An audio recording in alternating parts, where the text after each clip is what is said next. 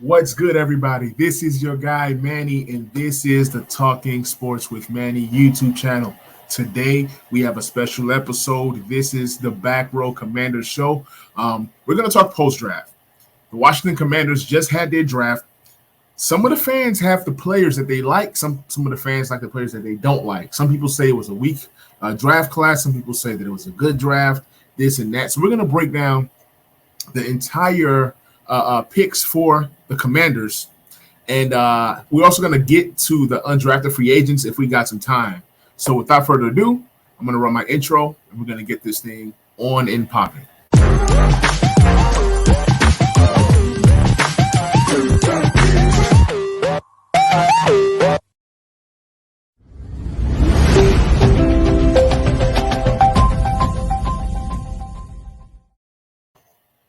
So to kick things off, I'm going to give you guys some visual. For those of you guys, some visual. So those of you guys that are watching on YouTube, you guys will get to see a visual of these players and what Ron Rivera is saying.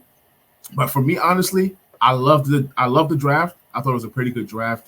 We're going to get to my favorite players, my not so favorite players. It seemed like the theme in this draft was to get the players that fit the system. So a lot of the players they reached on them, but at the end of the day, I do think that collectively they were able to put together a team that can come, and help right away. Like all these guys that was drafted, they all have potential to come in and have an immediate impact, whether you believe it or not. So with the first overall pick, with our first round pick, we were able to draft Jahan Dodson. Now, mind you, we traded back from 11 to 15. So there's always going to be that, could Jahan Dodson be better than Chris Olave and Jameson Williams? Those are two players that Washington could have drafted. But for one, Jameson Williams is hurt. We don't know how long, he stays out. He has to recover. Then he comes in. So to have that connection with Carson Wentz, I think they elected not to go Jameson Williams. And from what I hear, the football team, they loved Jahan Dodson the same as they loved Chris Olave. So they felt like, okay, we trade down and we can possibly grab one of these guys at 16. They were able to pick up an extra third and fourth, which they ended up flipping later for more picks. So it just makes sense. You were able to get a guy like Dodson. I'm going to open up my my computer and share what Ron Rivera thought about each and every one of the draft picks. So let me go to the website. All right, you guys see it here. So just one thing that Ron Rivera said about every player that the Commanders drafted in this draft class. Julia Donaldson had a great interview with Ron Rivera. They were talking about this draft class, and Ron Rivera had some interesting things to say. So here's Jahan Dodson, the guy that we drafted in the first round. He says, I think he is probably one of those guys who is really seasoned. I guess that's seasoned. Who's really season ready. Okay, who's really season ready? He's one of those guys who is really season ready. He's a crispy route runner. He has great hands. Anywhere that Jahan Dodson goes, he has a football in his hand. That's just the kind of guy he is. People say he's smallish just because he's 5'11", about $180. But the guy gets open. He gets elite separation. And that's one thing that I love about Jahan Dodson. Now, he goes on to say he's a guy who's going to come in and he's pro ready. So I felt that Olave was pro ready. I felt that, Jahan Dodson was pro ready. I didn't have Jahan Dodson rated highly on my list of wide receivers. I wasn't much of a Drake London fan. I wasn't too high on Burks, but who knows? They might end up being pretty good pros themselves. But for what we needed, I needed a guy on the outside that can run some routes, get separation, and catch the ball. I looked for routes, separation, speed. Okay. With a guy like London, he doesn't get separation, but there's certain things that you can do with a Drake London. There's certain things you can do with a Treylon Burks. I just felt that Jahan Dodson was perfect for what we were trying to do. Of course, Garrett Wilson would have been perfect too, because he's a guy that you can put the ball in his hands and he creates. So it's all of these wide receivers are a little bit different. Jameson Williams, he can go deep, catch the ball, do different things. So with each of these wide receivers, everything was slightly different for each. So he goes on to say, Jahan Dodson, he understands what he's supposed to do and how he needs to do it. We didn't bring him on a top 30 visit just because we felt like we knew who he was. We used these 30 visits to get to know the guys, and we had a few questions on, So Ron Rivera is saying, look, just because you see me bringing in people, he does not bring in people just to bring in people. I mean, we all knew that there was interest in Jahan Dodson. We knew there was interest in guys like Olave and Garrett Wilson, should they have, fallen. Even in the second round, they decided to go with Phidarian. I hope I'm saying it right. Phidarian Mathis. So a little bit about Phidarian Mathis. I'm going to pull it up. He's about 6'3", 310 pounds, if I'm not mistaken. And he did some great things for Alabama. He had 9 sacks in his senior year. And people look at Mathis and say, oh, why are you drafting a D tackle in a weak D tackle draft? If you compare Phidarian Mathis and Deron Payne in their last years in Alabama, you'll see that Mathis had a better year. But that does not mean that Mathis is a better talent.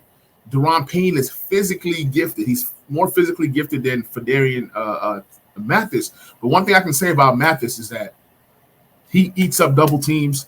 This guy right here is tough.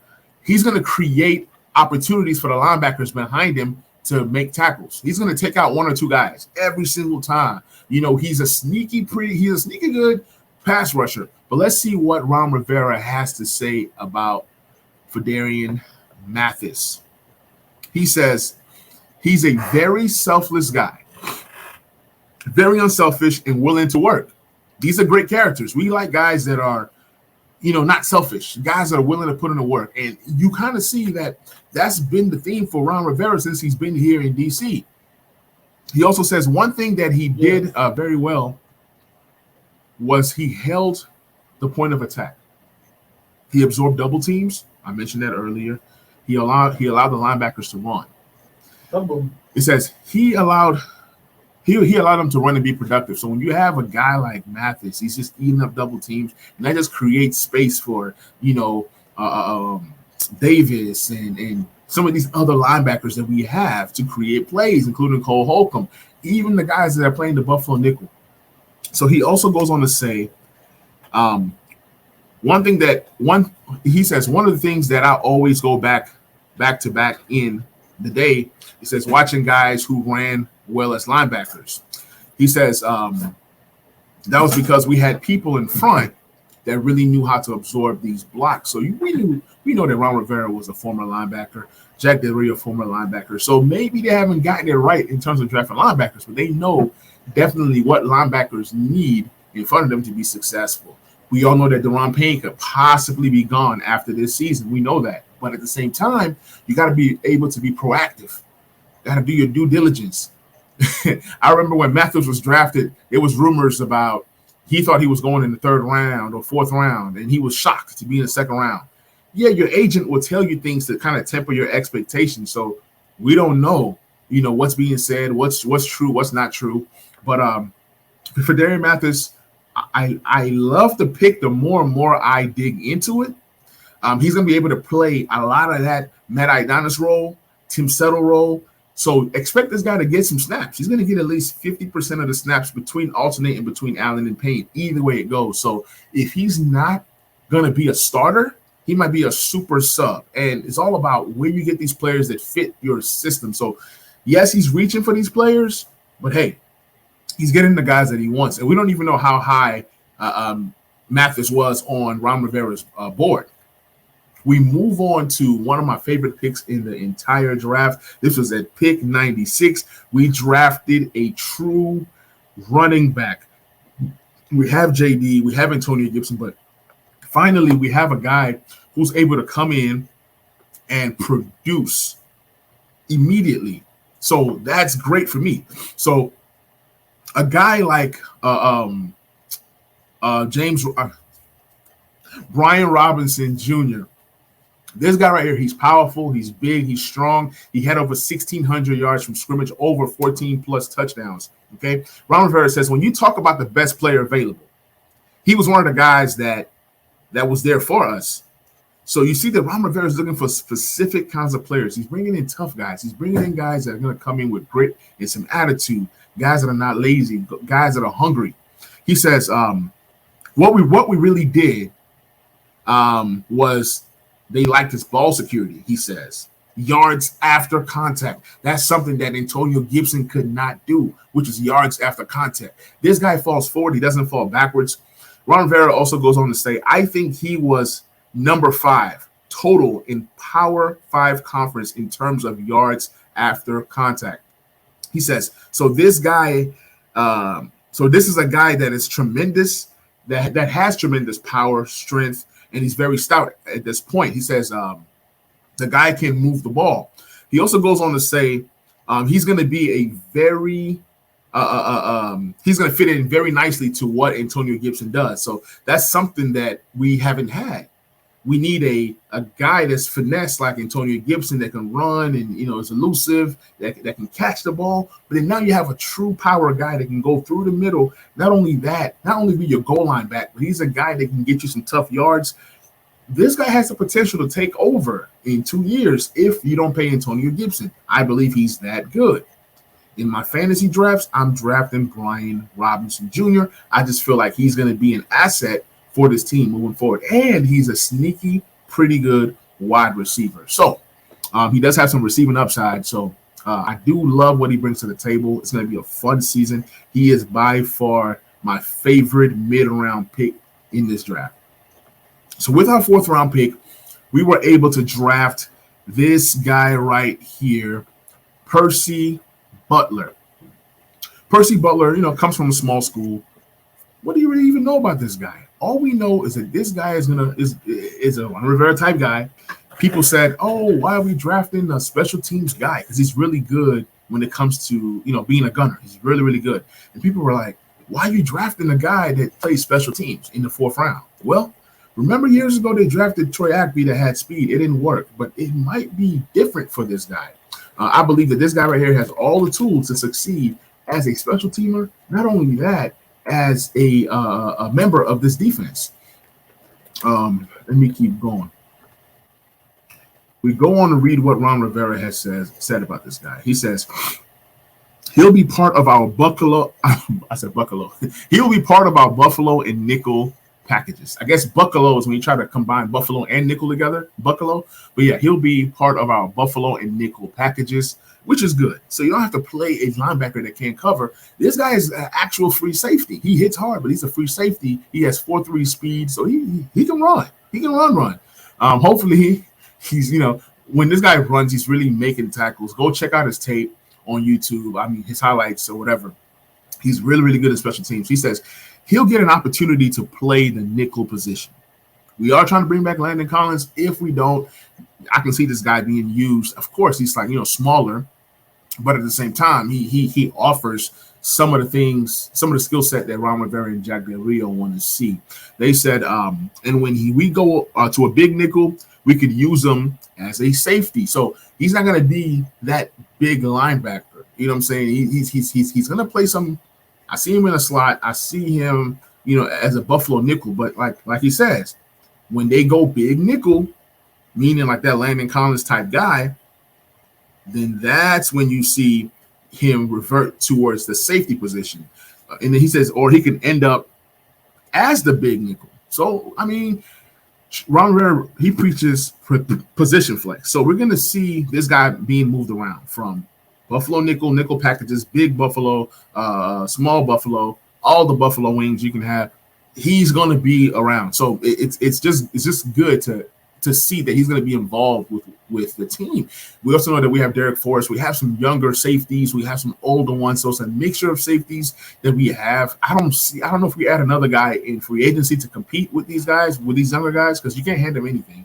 They have to earn their spot. So Ron Rivera says we're going to continue to be able to use our 3 safety defense. So we might possibly add another safety after that comment. Ron Rivera just wants to have 3 safeties out on the floor at all times.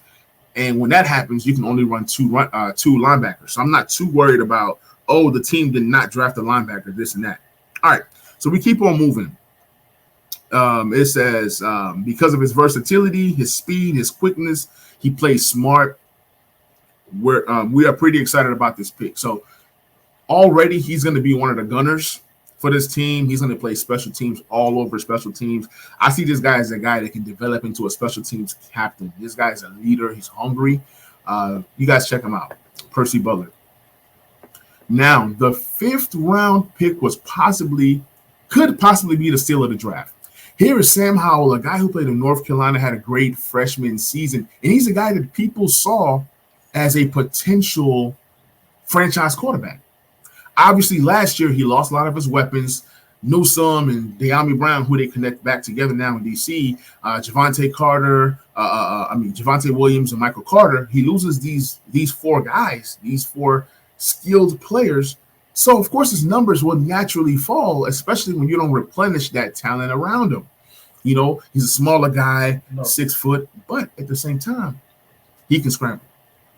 He's pretty solid. And who knows? He comes in as the 5th round pick, right? First pick of the 5th round pick. And he's going to be able to sit behind Taylor Heinicke and Carson Wentz. Carson Wentz is on a 1-year deal. If Carson Wentz doesn't work out, you make him expendable, and the team can still draft a quarterback next year in the 1st or, well, we don't have a 2nd rounder, so possibly, so we can trade up. But just gives you extra security. He's a guy that can come in and beat out Heinicke in a year and then become the number 2. And then going into next year, now you're talking about a Sam Howell possibly getting that starting position. Even if Sam Howell is developed for 2 years, it's the best case scenario. You got one of the best quarterbacks in this draft. Granted, it was a weak draft for quarterbacks, but at the same time, Howell can end up being the best quarterback in this draft. And you got him in the 5th round. If he develops into something within the next 3 to 4 years, then you have a trade chip, a bargain piece if you don't decide to keep Howell as part of the future. So this right here was just a great pick for Washington. You couldn't beat it. It was a no-brainer all around. Absolutely just love this pick. Let me pause this real quick. Now, moving on to our next pick. Let's go ahead and slide on over. This guy's a guy that I was looking at Cole Turner, and I felt that Cole Turner could be a really good tight end. I played in a lot of tight end premium leagues and fantasy, and when I was looking at Cole Turner, I'm like, man, who is this kid? He has the hair, he has the flair, he just has that look of a natural tight end, which is something that we haven't really had. We have projects at tight end outside of John Bates. We have guys that are learning how to play tight end. Even Logan Thomas, it took him all these years to become the tight end that he is today. But you grab Cole Turner in the 5th round, pick 149 overall. I'm going to read what Ron Rivera said. He says, it's a lot you can do with him. It really is. He says, and that's the neat thing about it.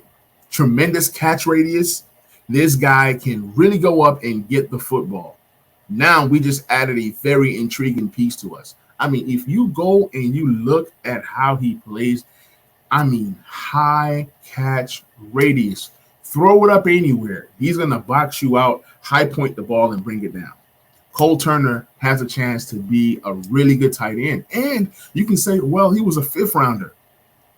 Do you know how many great or good tight ends that were drafted in the 5th round? So, I mean, I really like this pick. Let me see what John Keim says about this pick. Let me pull it up. I just had it pulled up. All right, so John Keim says, we needed another pass-catching tight end with Logan Thomas recovering from ACL in December. And we know that Logan Thomas might not be back in December. He might not be back. We don't know when Logan Thomas is coming back. He says their number 2 tight end, John Bates, was more of a blocker and a functional receiver. Number 3 tight end was Simmons Reyes, just finished his first season of organized football. Turner isn't known for his blocking, but he uses his size at 6'6", well as a receiver, and calls, on his skills that is honed through, catching the ball, high pointing the ball. He played basketball, so he has that basketball background. And that's what helps him with these contested throws. And we know that Carson Wentz loves to throw the tight ends, right? So when you look at the tight ends that we have, it doesn't seem like we're going to bring in anybody else through free agency. I don't know, maybe Eric Ebron. Who's really out there? So I think they're gonna roll with these 3 young tight ends and John Bates, Cole Turner, and Simmons Reyes. Hopefully another year of development. We do have good coaching and good grooming, so I'm okay with that. We move on to our 7th pick of this draft, and that is Chris Paul, the guard. Not Chris Paul, the guard that plays for Phoenix, but Chris Paul, the guard who played for Tulsa. Okay, he's a really big guard. He's 6'4". He's 223 pounds. I'm going to give you Ron Rivera's take, and I'm going to give you John Keim's take. Ron Rivera says this is the biggest thing for Christian, is really getting himself geared up, learn what we're doing. Obviously, he's a 7th rounder, so you're not expecting too much out of him, but we do have a good offensive line coach, and at the end of the day, you need depth all around to make things, work smoothly and seamlessly. So he says he wants him to become part of what we're doing and then figuring out how you fit in. Says being the last pick for us is kind of interesting situation because there's definitely is no pressure. But with that, we do like his physicality, his quickness, his speed, which all comes to play. He's raw. He's a raw talent. We all know that. 7th round guard, they're usually a raw talent. But I feel like you can find a guard in any part of the draft. It's all about how you're able to hone these skills for these guys, how you're able to cultivate their skills and things of that nature. So he says he really would love to see the opportunity for him to really show what he can do. John Keim goes on to break this down even further. He says Washington needed more depth along the interior line, but considering where he was picked, it's hard to say that Paul would provide immediate help. We all know he's a project. I mean, to me, he's a project. He started at guard 1 season, but spent 2 years in playing tackle position. So he's a guy that offers you some position flex, kind of like Sadiq Charles. Played, some tackle, played some guard. But I would love to start him off as a guard, and then you move him out there to tackle. He has good size. He's 6'4", 323 pounds. He says, but there are questions about his footwork. Washington, though, wanted to get more physical up front. Right guard remains to be unsettled starting job, along with the offensive line for Washington. It's a big leap of faith. You know what I'm saying? You got to take a leap of faith. And, he's a rookie. But the Commanders' line coach, John Matsko, excels in developing young linemen. Washington gave him another player to mold. Look, John Matsko is one of the best in the league, and I'm intrigued to see what John Matsko can do with this guy. Now we move on to the last pick of the draft. Did I skip one? So this was for Chris Paul. Oops. So I started reading.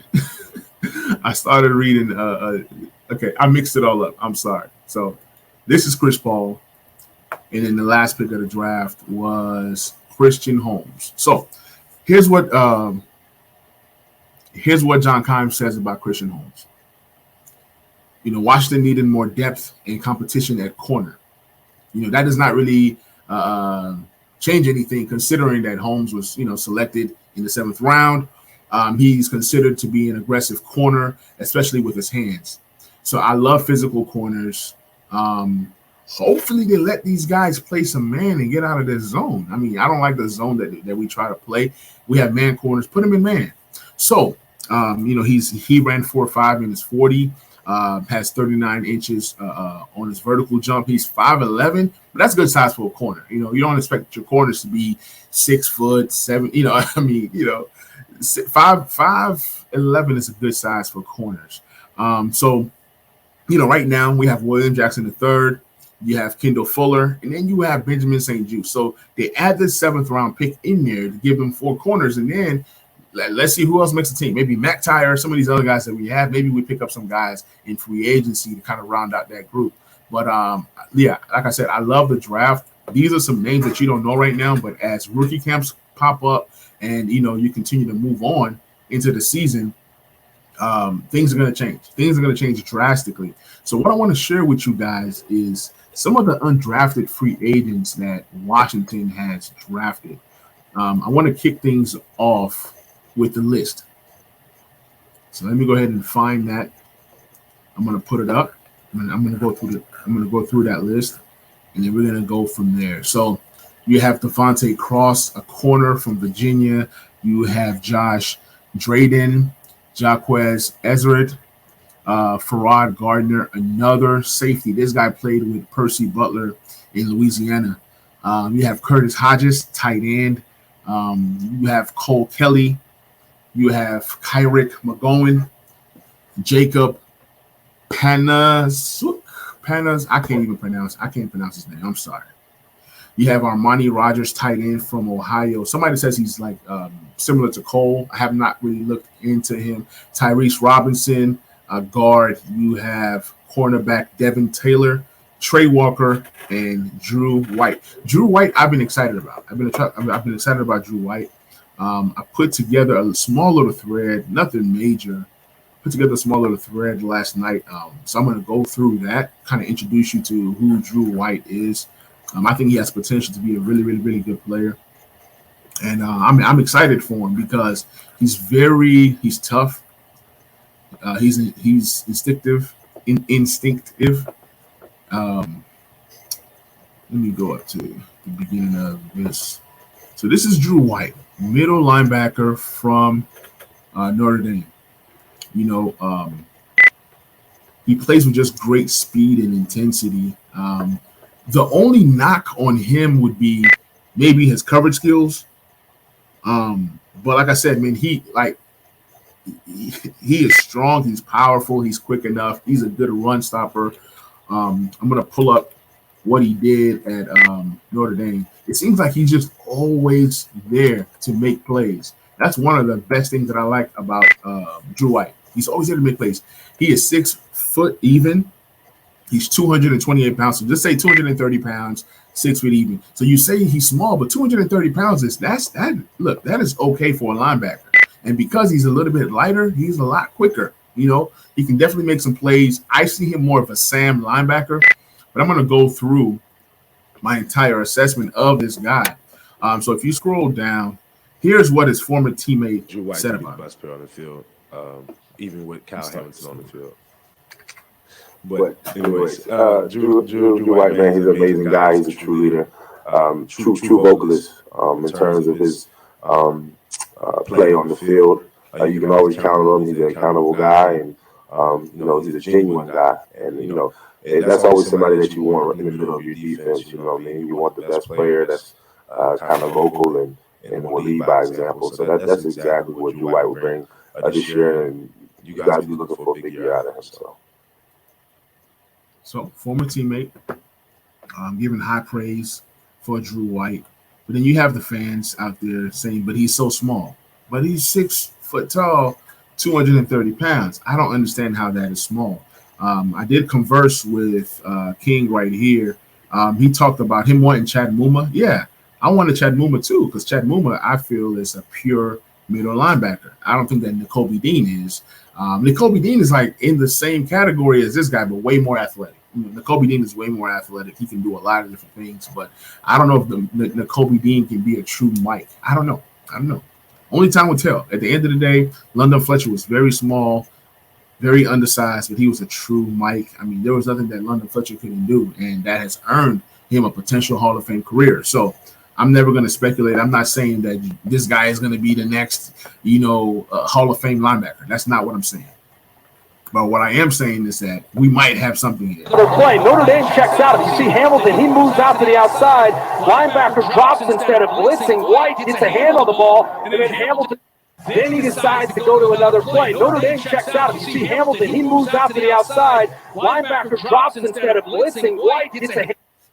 So you guys see the anticipation to where he's able to read and react. That's what you need. You need players that are proactive. He was able to read and react. That's what you need. The guy is just, he's tenacious. This is a practice, a little clip.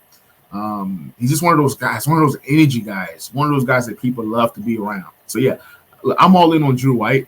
Let's see what happens. If anything, he's definitely going to help that special teams. When you're adding guys, we signed Alex Erickson today, kickoff returner, punt returner, slot wide receiver. He's going to play in the special teams, in the kick and the punt return. We added Percy Butler, and then if you bring in a Drew White, these are three guys that I believe that can really make our special teams special.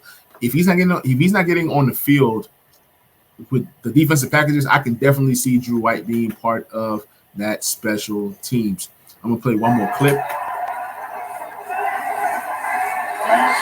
Take a look in the middle, and there's somewhere to go, and it's going to be dropped for a short loss there. Drew White, the middle linebacker, found a big job on Notre Dame. Discipline that time.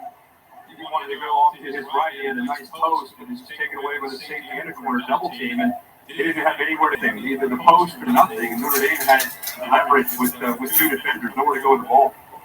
Talk about the penalty. So, man, look, Drew White, he's able to read the defense. His eyes is always moving. He's like, where can I find the gap? Where can I find somebody to hit? He's always hungry. And when you're hungry, you eat. Three. What's the block?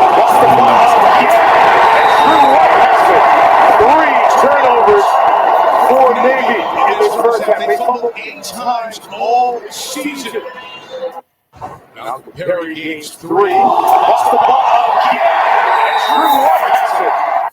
And every time there's like a loose ball, he's one of those guys that's first to the ball. He's like a hungry hippo. You know what I'm saying? He's always there. He's always ready to eat. So just want to kind of share a little bit about Drew White. Man, y'all go ahead, read up on him, look him up, check out his highlights, his stats. I believe he's somebody that can come in and help this team. So guys, this is my time. This is the Back Row Commander Show. I hope you guys enjoyed the episode. I will be breaking down a few players individually and dropping that. So please be sure to subscribe. Please be sure to share.